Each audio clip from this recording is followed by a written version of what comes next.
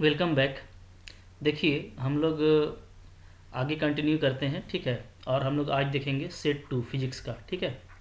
तो तैयार हो जाइए आप लोग फिजिक्स का सेट टू देखने के लिए, ठीक है। इंपॉर्टेंट क्वेश्चन है इसमें और आपको इससे बहुत हेल्प मिलेगा, ठीक है।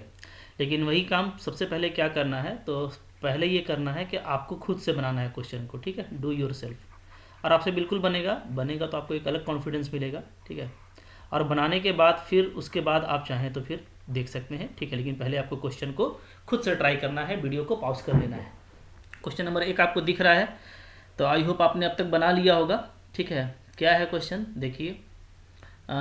To charges of equal magnitude kept at a distance r, ठीक है, exert force F on each other if charges are halved and distance between them is doubled, ठीक है। तो न्यू फोर्स क्या होगा, आइए देखते हैं।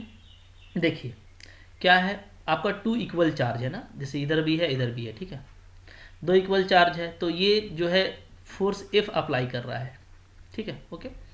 अच्छा, एक दूसरे पे अब ये देखिए कि फोर्स का फॉर्मूला क्या होता है। अगर हम लोग चार्ज को क्यू ले लें तो फोर्स आपका हो जाता है क्या, के Q1 Q2, तो दोनों सेम चार्ज है तो q square by r square, ये हो जाएगा, ठीक है। जहाँ पे के हम लोगों का 1/4 पाई एप्सिलॉन नॉट है, ये आपको पता है, ठीक है।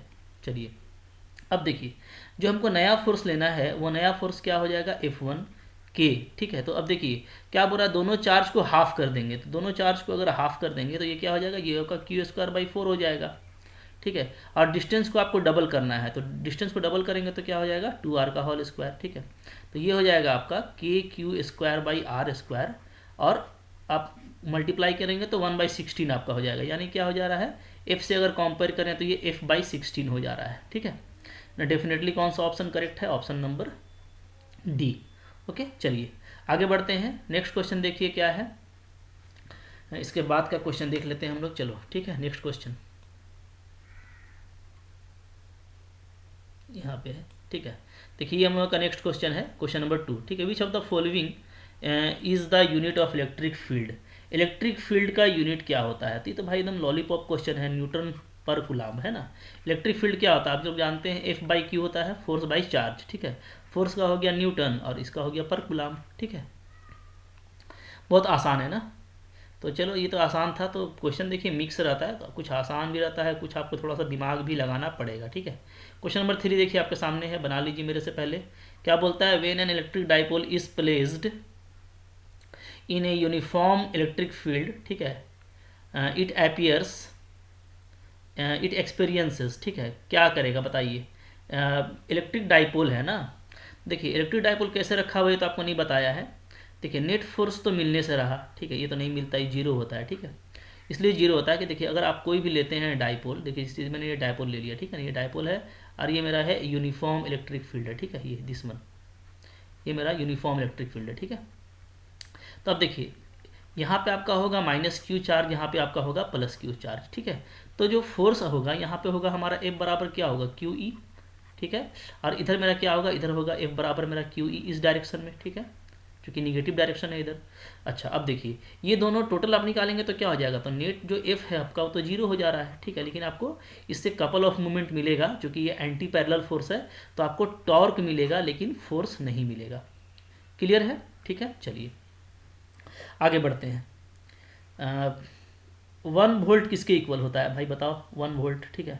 तो 1 वोल्ट, ये तो बहुत सिंपल क्वेश्चन है, 1 वोल्ट किसके इक्वल हो जाएगा। तो हम लोग देखेंगे कि 1 वोल्ट जो है हम लोगों का 1 जूल/1 कूलाम्ब के इक्वल होना चाहिए, ठीक है। कैसे, देखिए हम लोगों को पता है कि V बराबर क्या होता है, W/Q होता है, वर्क डन बाई चार्ज। तो वर्क डन का हो गया 1 जूल और इसका हो जाएगा 1 कूलाम्ब, ठीक है। ये वाला ऑप्शन करेक्ट है। तो काफ़ी सिंपल तरीके से आपको बना देना है, ठीक है।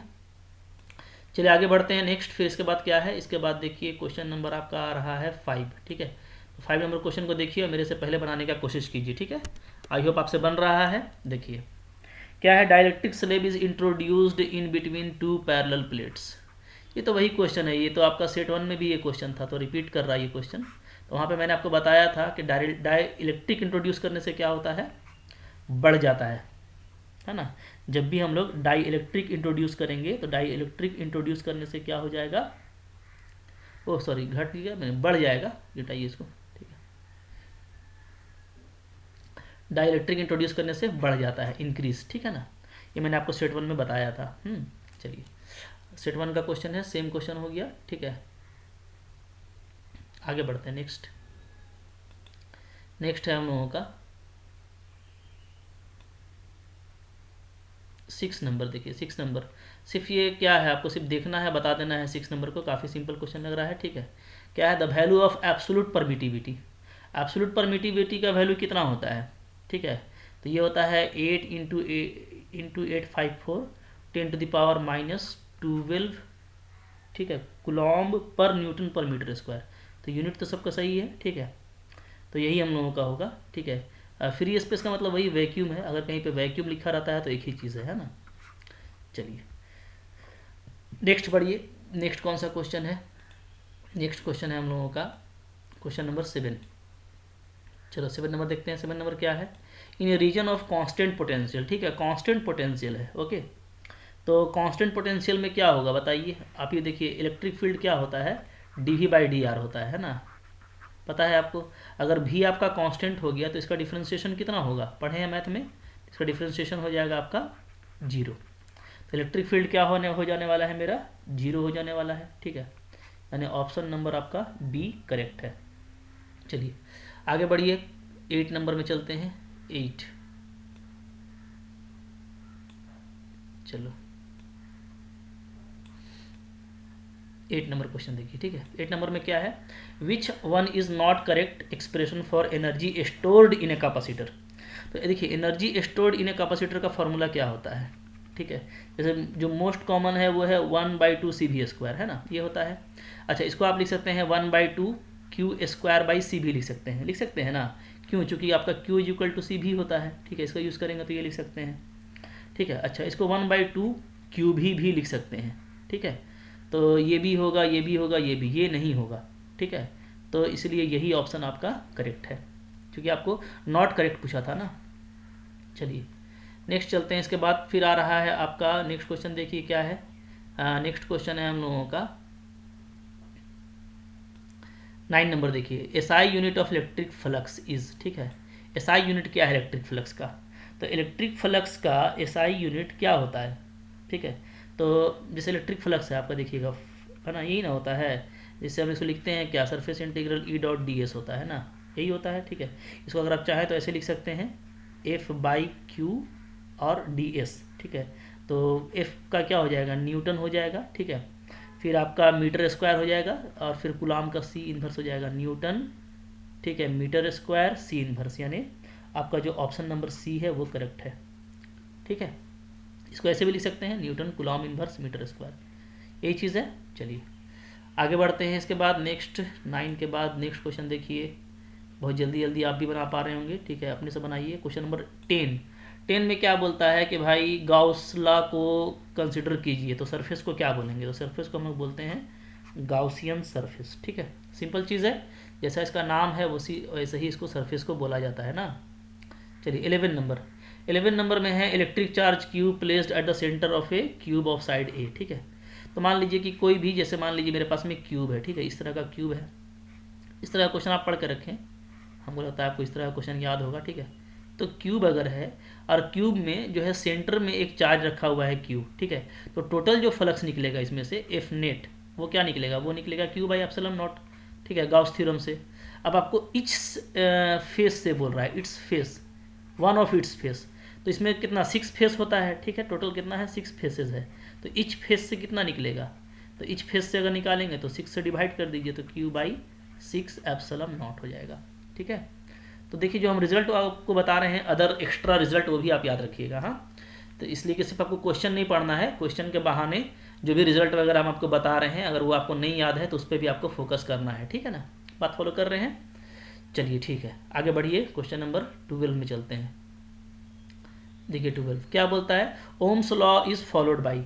ओम्स लॉ को कौन फॉलो करता है, मैंने ओम्स लॉ जो है वो किसको फॉलो करेगा, ठीक है, सिंपली कंडक्टर को, है ना। सेमी कंडक्टर तो होता नहीं है, इंसुलेटर भी नहीं, तो कंडक्टर होगा, ठीक है। आसान सा क्वेश्चन है। चलिए आगे बढ़िए, फिर क्वेश्चन नंबर 13 को देख लेते हैं। क्वेश्चन नंबर 13, ठीक है, ये हिंदी में लिखा हुआ है, देख लीजिएगा। क्वेश्चन नंबर 13 देखिए, 13 में आ रहा है आपका क्वेश्चन आ रहा है ड्रिफ्ट वेलोसिटी का है, ठीक है। ड्रिफ्ट वेलोसिटी वी वैरी करता है कैसे, तो इसका फॉर्मूला आपको याद होना चाहिए। देखिए यहाँ पे आपको दिया हुआ है, ठीक है, तो ड्रिफ्ट वेलोसिटी है और इंटेंसिटी ऑफ इलेक्ट्रिक फील्ड्स आपको कंपेयर करना है। तो हम लोग देखिए ऐसे जानेंगे कि जो हमारा करंट डेंसिटी होता है, करंट डेंसिटी वो कितना होता है, वो होता है J इज इक्वल टू होता है सिग्मा इंटू ई होता है, ठीक है।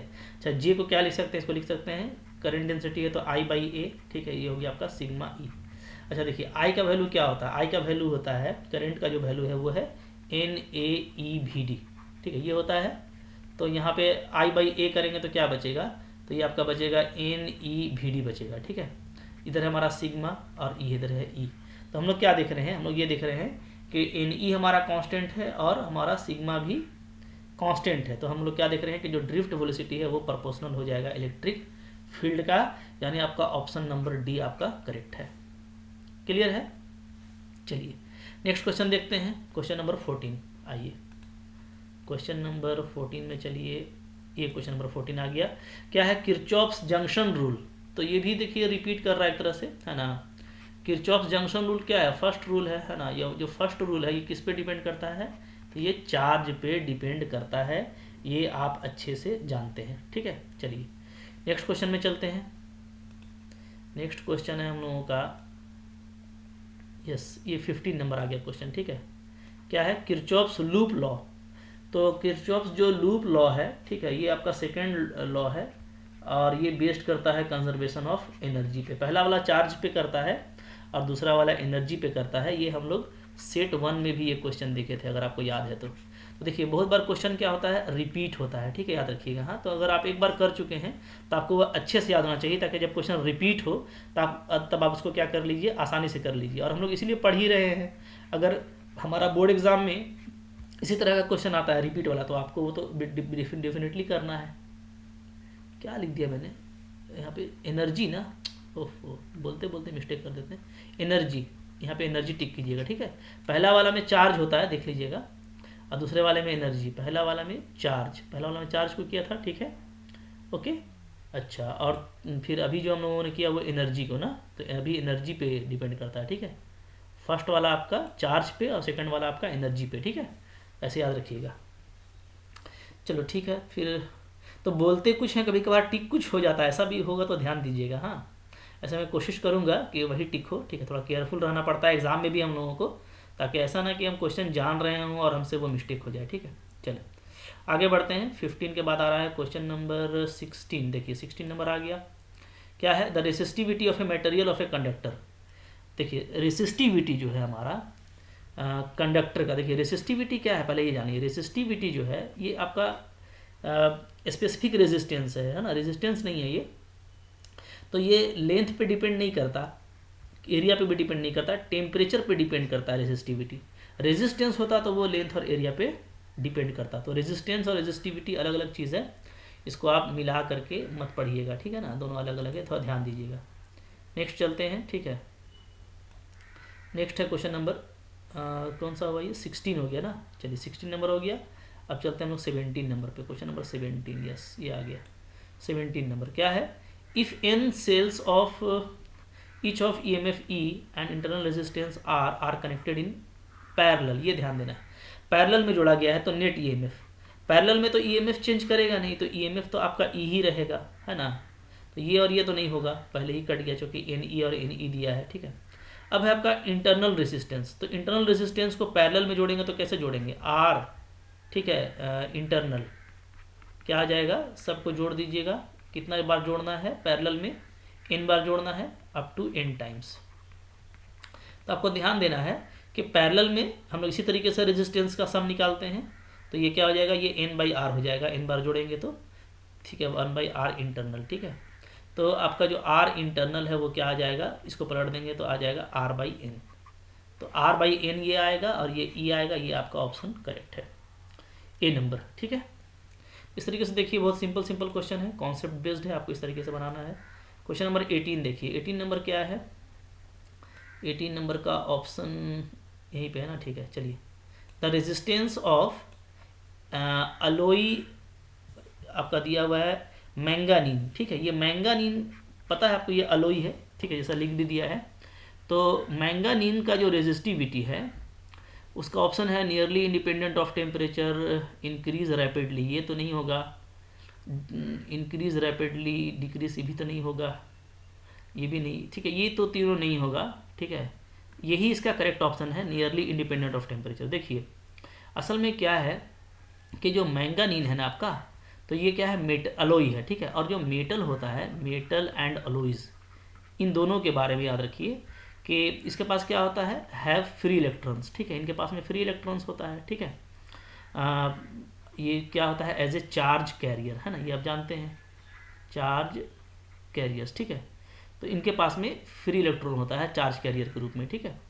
तो और इनका जो मूवमेंट है, ठीक है, देयर मूवमेंट, ये किससे कंट्रोल होता है, ये कंट्रोल होता है कंट्रोल बाई डिफेक्ट्स, ठीक है, इसको हम लोग डिफेक्ट्स से कंट्रोल करते हैं, ठीक है। अच्छा, और जो इसका वन ऑफ द जो डिफेक्ट है, एक जो डिफेक्ट है वो क्या है, वो है आपका ऑक्सीलेशन। तो ये देखिए अगर टेम्परेचर आपका बढ़ता है तो क्या होगा, ऑक्सीलेशन भी बढ़ेगा, ठीक है। ऑक्सीलेशन बढ़ेगा तो इसका मतलब है कि जो कोलिजन है, कोलिजन ऑफ इलेक्ट्रॉन्स, ठीक है, विथ मेटल या विथ एटम, लिखिए विथ एटम, ये भी आपका बढ़ेगा, ठीक है। तो ये बढ़ता जाएगा, तो इसका मतलब है कि जो मोबिलिटी है आपका, मोबिलिटी वो क्या होगा, वो डिक्रीज करेगा, ठीक है। मोबिलिटी डिक्रीज करेगा यानी कि रेजिस्टिविटी क्या हो जाएगा इसका रेजिस्टिविटी करस्पॉन्डिंगली इंक्रीज कर जाएगा। तो हम लोग बोल सकते हैं कि ये जो है अलोइज जो है, चूँकि आपका जो अलोई है वो क्या है, इसका हमेशा काफ़ी ज़्यादा, ठीक है, रेजिस्टिविटी होता है, बिग रेजिस्टिविटी होता है, ठीक है। तो बहुत ज़्यादा बड़ा रेजिस्टिविटी होता है, तो इस रेजिस्टिविटी में जो चेंज है वो लगभग ना के बराबर होगा, इसलिए ऑप्शन नंबर ए आपका करेक्ट है, ठीक है। तो थोड़ा एक कॉन्सेप्ट बेस्ड क्वेश्चन था, इसको आप देख लीजिएगा। हाँ चलिए नेक्स्ट चलते हैं हम लोग। इसके बाद नेक्स्ट है क्वेश्चन नंबर 19 क्या है, equivalent resistance of resistors in parallel, ठीक है। तो देखिए सीरीज में क्या होता है, सीरीज में बढ़ता है, ठीक है, सीरीज में क्या होता है, इंक्रीज करता है, ठीक है। और पैरेलल में क्या होगा, पैरेलल में आप जैसा सीरीज में क्या होता है, आप ऐसे निकालते हैं R0 is equal to R1 plus R2 plus, तो ये आपका इंक्रीज ही करेगा, ठीक है। तो पैरेलल में क्या करेगा, पैरेलल में डिक्रीज करेगा, क्योंकि आप इसको ऐसे निकालते हैं, ठीक है, रेसिप्रोकल के टर्म में निकालते हैं, तो ये आपका डिक्रीज करेगा, ठीक है। नेक्स्ट है क्वेश्चन नंबर 20 नंबर को देखिए, क्वेश्चन नंबर 20 क्या कह रहा है। Question number 20, in A Wheatstone bridge if the battery and the galvanometer interchange, battery और गैल्वेनोमीटर को इंटरचेंज कर देंगे तो क्या होगा। तो एक बार जान लीजिए, जैसे देखिए ये आपका मान लीजिए व्हीटस्टोन ब्रिज है, ठीक है, व्हीटस्टोन ब्रिज। हाँ, यहाँ पे जनरली हमारा क्या रहता है, गैल्वेनोमीटर रहता है और यहाँ पे रहता है बैटरी, ठीक है। इसको बोलता है कि अगर चेंज कर दिया जाए, मतलब इसको ऐसे कर दे रहे हैं, ठीक है ना, मतलब यहाँ पे कर दे रहे हैं हम बैटरी को, ठीक है, और यहाँ पे कर दे रहे हैं गैल्वेनोमीटर को, ऐसे। याद रखिएगा दोनों एक ही चीज़ है ना, ये भी व्हीटस्टोन ब्रिज है और ये भी आपका व्हीटस्टोन ब्रिज है। तो इस हिसाब से क्या है कि जो गैल्वेनोमीटर का डिफ्लेक्शन है उसमें कोई चेंज नहीं आएगा, ठीक है, कॉन्सेप्ट याद रखिएगा, ओके, ठीक है जी। तो इसमें भी गैल्वेनोमीटर में कोई चेंज हमारा नहीं आने वाला, ठीक है ना। ये हो गया हम लोग का 20 नंबर। चलो आगे बढ़ते हैं।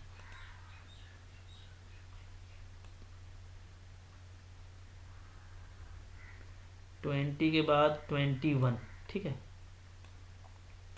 21 देख लीजिए।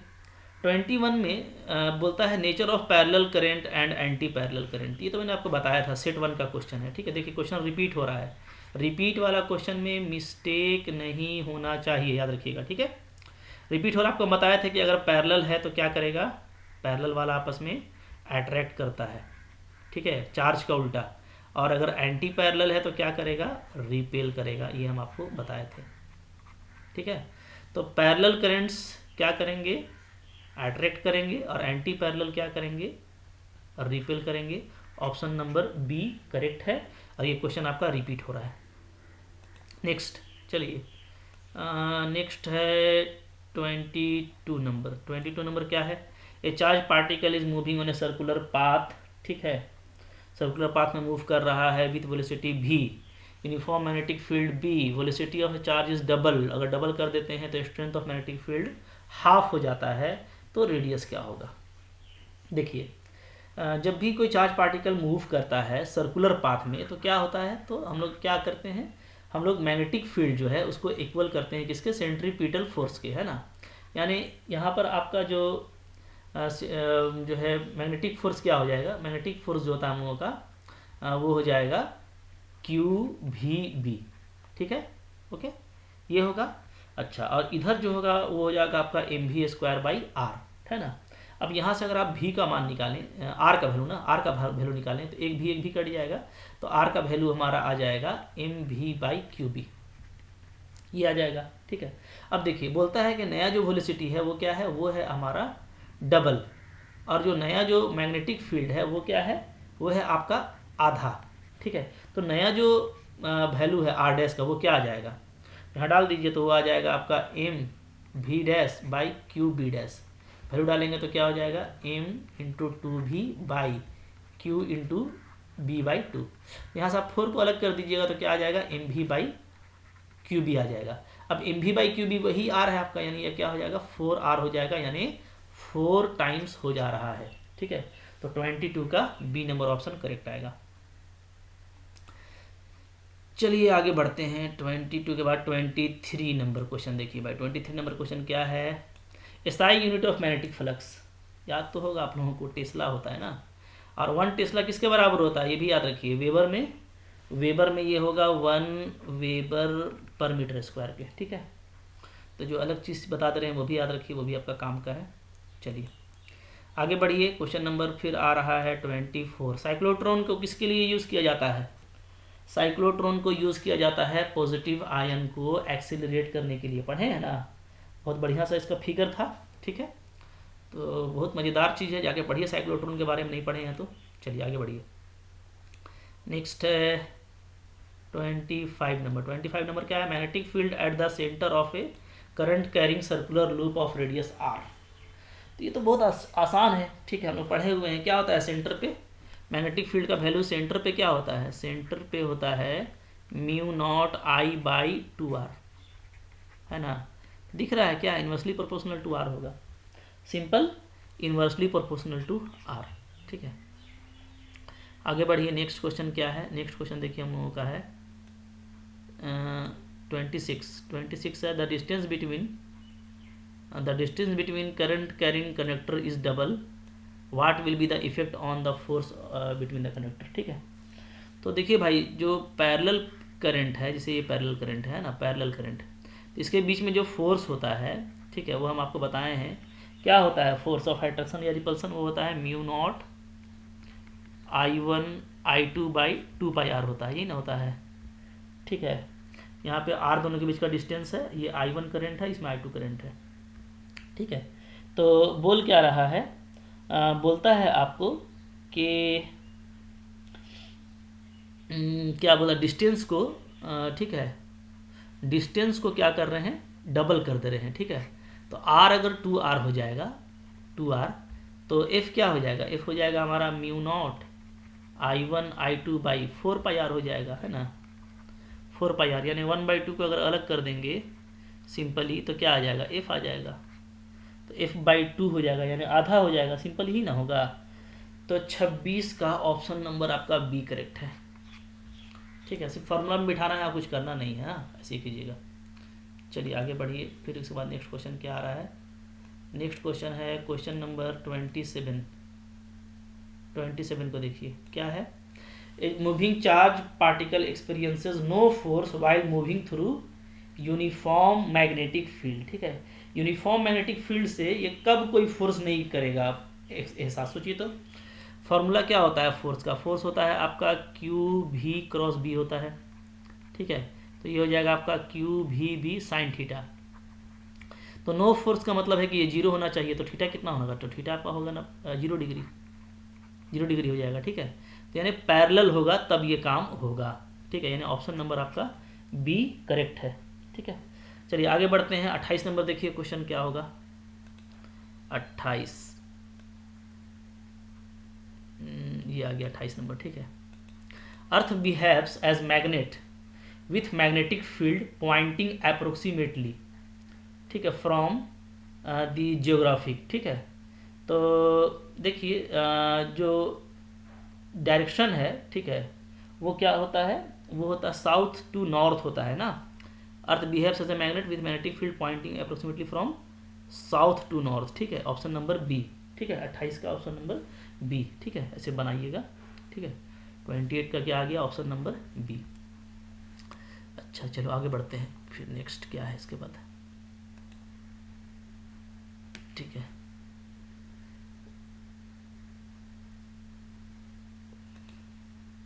चलिए नेक्स्ट चलते हैं। 28 के बाद आपका आ रहा है क्वेश्चन नंबर 29, ठीक है।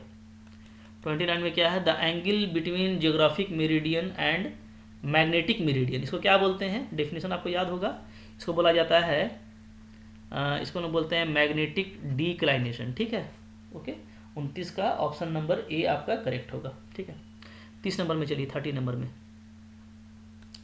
30 नंबर का क्या है देख लेते हैं। 30, the strength of earth's magnetic field is, earth का जो मैग्नेटिक फील्ड है वो क्या वेरी करेगा, ठीक है, कांस्टेंट तो होता नहीं है ना। ये क्या होता है, ये डिस्टेंस के हिसाब से वेरी करता रहता है, ठीक है, तो ये वेरी करेगा। 30 का हो गया। चलिए नेक्स्ट कौन सा क्वेश्चन है देख लेते हैं इसके बाद। 31, ठीक है। 31 क्या है, the vertical component of earth magnetic field at a place is √3 times the horizontal component, ठीक है। तो ये तो आसान है, देखिए हम लोग का जो वर्टिकल कंपोनेंट है बी भी, वो हम आपको बताए थे। अच्छा ये भी देखिए, ये भी रिपीट क्वेश्चन याद रखिएगा, हाँ, सेट वन में ऐसा आया था। तो क्वेश्चन ज़्यादा तो चेंज करता नहीं है बहुत ज़्यादा, तो थोड़ा मोड़ा चेंज करेगा, तो आपको दिमाग लगाना है। तो बी भी क्या होता है, ये होता है बी साइन थीटा, और हॉरिजॉन्टल कंपोनेंट क्या होता है, ये होता है बी कॉस थीटा, आपको बताए थे, ठीक है, आपको याद भी होगा। अब देखिए यहाँ से आपको ये बोल रहा है कि जो बी भी है वो क्या है, वो √3 टाइम्स बी एच है, ये बोल रहा है, ठीक है। तो यानी आपका जो बी साइन थीटा है वो क्या है, वो √3 टाइम्स बी कॉस थीटा है, ठीक है। तो बी तो आपका कैंसिल होगा, तो यहाँ से आप tan थीटा का वैल्यू निकालेंगे, साइन बाई कॉस क्या आ जाएगा, √3। तो √3 कब आता है, जब थीटा मेरा 60 डिग्री हो, tan 60 का वैल्यू क्या होता है, √3 होता है, ठीक है, क्लियर है। चलिए 31 भी हो गया। 32 में चलिए, 32 नंबर है लेंस लॉ। लेंस लॉ ये तो पढ़े हुए हैं, बहुत इंटरेस्टिंग क्वेश्चन है ना, कंजर्वेशन ऑफ एनर्जी पे डिपेंड करता है, ठीक है, कंजर्वेशन ऑफ एनर्जी को फॉलो करता है, ठीक है। तो 32 भी आपका हो गया, आगे बढ़िए। नेक्स्ट है 33 नंबर क्वेश्चन, देखिए क्या है, द EMF इंड्यूस्ड इन ए कोयल, ठीक है। जो EMF होता है इंड्यूस्ड कोयल में, वो क्या होता है फार्मूला उसका, तो वो देखिएगा, वो यही ना होता है, EMF ऐसे लिखेंगे E, ठीक है, -n/d∅/dt होता है, यानी इसके प्रोपोर्शनल होगा, ठीक है, rate of change in flux के, rate of change in magnetic flux के प्रोपोर्शनल होता है, ठीक है, ये याद रखिएगा, हाँ, ठीक है। चेंज इन फ्लक्स का प्रोपोर्शनल होता है, ये भी सही है, लेकिन परफेक्ट ये है rate of change in magnetic flux के, ठीक है ना, ओके। अच्छा नेक्स्ट देखिए 34 नंबर, 34 में चलते हैं, चलिए 34, SI unit of mutual inductance. SI unit of mutual inductance क्या होता है, ठीक है, हेनरी में होता है, ठीक है, पता है आप लोगों को, तो सी नंबर ऑप्शन आपका करेक्ट हो जाएगा, ठीक है। अच्छा फिर लास्ट हम लोग का आ रहा है क्वेश्चन नंबर 35 देखिए, 35 क्या बोल रहा है, ऑप्शन पूरा ले लेते हैं इसका, ये आ गया आपका ऑप्शन भी, ठीक है। Magnetic field is parallel to surface then the magnetic flux through will be, क्या बोल रहा है, बहुत सिंपल है। फ्लक्स क्या होता है, फ्लक्स होता है, अगर हम n टर्म ले लें तो NBA, ठीक है, कॉस थीटा, ये ना होता है फ्लक्स। तो बोलता है कि ये पैरेलल है, अच्छा क्या बोल रहा है, मैग्नेटिक फील्ड जो है पैरेलल टू सरफेस है, मतलब जो सरफेस है आपका उसके मैग्नेटिक फील्ड क्या है, पैरेलल है। तो जो नॉर्मल है, नॉर्मल पे तो ये परपेंडिकुलर हो जाएगा, ठीक है, यानी थीटा जो हो जाएगा आपका 90 डिग्री हो जाएगा, तो थीटा 90 तो कॉस 90 जीरो, यानी फ्लक्स आपका जीरो हो जाने वाला है। तो ऑप्शन नंबर ए आपका करेक्ट है, ठीक है। इस तरीके से आपका क्वेश्चन बनेगा, बहुत सिंपल है, ठीक है।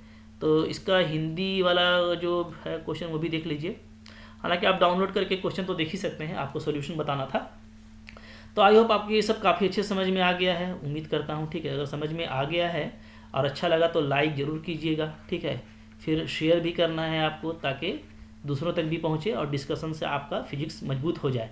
जितना आप ग्रुपिंग करके पढ़ते हैं वो आपको हेल्प करता है, लेकिन ग्रुप अच्छा होना चाहिए, ठीक है ना, वो टाइम पास वाला नहीं है, ठीक है। तो लाइक भी कीजिए, शेयर भी कीजिए और सब्सक्राइब करके रखिएगा अगर अभी तक नहीं किया है तो, इसलिए कि सारे सेट्स मैं आपको 1 बाय 1 देने वाला हूँ, ठीक है। जब भी मुझको टाइम मिलेगा तो मैं सेट्स आपको दे दूंगा, ठीक है। थोड़ा तो मैं बिज़ी था, नहीं तो आपको पहले ही मिल जाता, बट अभी आपको 1 दे चुका हूँ, फिर अभी मैं 2 दिया हूँ, फिर अभी और भी आपको मिल जाएगा, ठीक है। जैसे ही टाइम मिलता है 1-2 दिन में आपको कंप्लीट कर देंगे, ठीक है। और कमेंट करके बताइएगा, कोई अगर प्रॉब्लम होगा तो मैं उसको दूर करूँगा, ठीक है। चलिए मिलते हैं फिर नेक्स्ट वीडियो में, तब तक के लिए मस्ती कीजिए, ठीक है, पढ़ते रहिए। Thank you for watching.